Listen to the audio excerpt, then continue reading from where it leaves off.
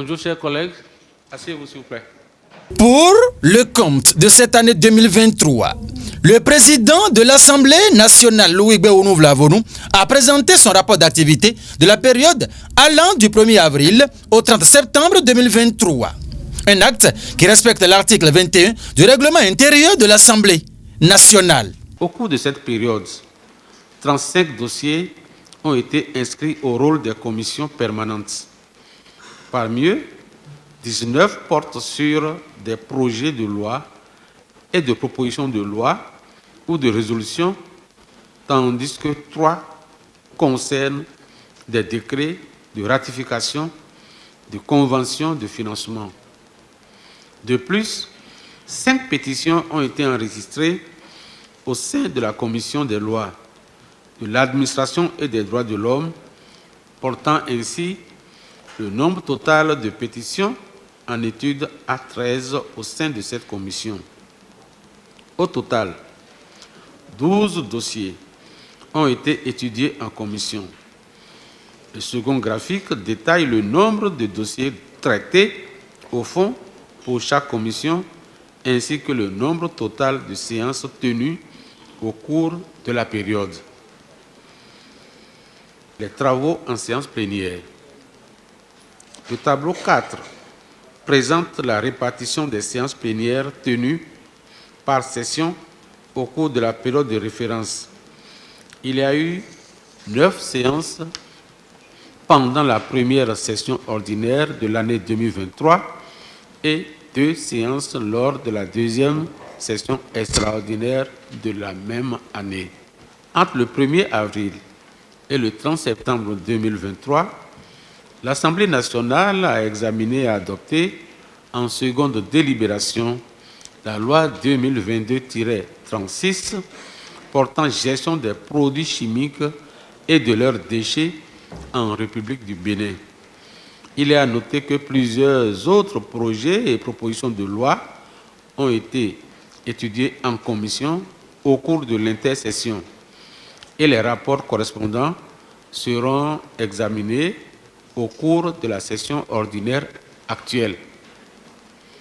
4e sous-paragraphe, l'examen des décrets de ratification de conventions de financement.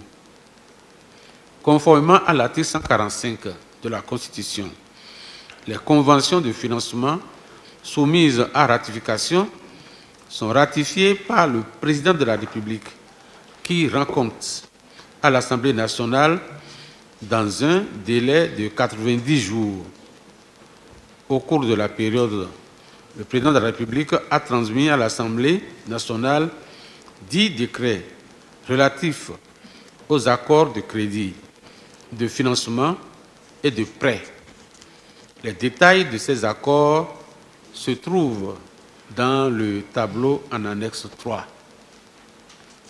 Troisièmement, le contrôle parlementaire de l'action gouvernementale. Pendant la période de référence, l'Assemblée nationale a enregistré 17 questions orales adressées au gouvernement, comprenant 9 questions orales avec débat et 8 questions orales sans débat. Une question orale avec débat concernant les prestations au Centre national hospitalier et universitaire Hubert Koutoukou-Maga a été examinée et le gouvernement a préféré présenter une communication à ce sujet. Au cours de la même période, 10 questions d'actualité ont été enregistrées, dont 3 ont été examinées. Ces questions portaient sur l'explosion survenue à la caserne de Tofor, l'atténuation des effets du terrorisme dans les zones affectées et les perturbations observées dans la fourniture de l'énergie électrique. À ce niveau, il y a lieu de reconnaître que les activités de début de législature ont occupé une part substantielle de notre temps. Lors de sa présentation, le président Vlavonou a fait ressortir les activités menées sur 4 axes, à savoir les activités menées au plan interne et celles menées au plan externe, le bilan des activités de son cabinet et enfin, il a évoqué les difficultés et les perspectives avant de poursuivre. Notre législature étant une législature de transition avec une durée de vie un peu plus courte que d'ordinaire, nous devons d'appuyer un peu plus fort sur l'accélérateur en vue de l'atteinte des meilleurs résultats. Chers collègues, je sais pouvoir compter sur votre endurance et votre sens de sacrifice pour l'exécution de notre agenda qui s'annonce très chargé au regard du nombre de dossiers en instance d'examen.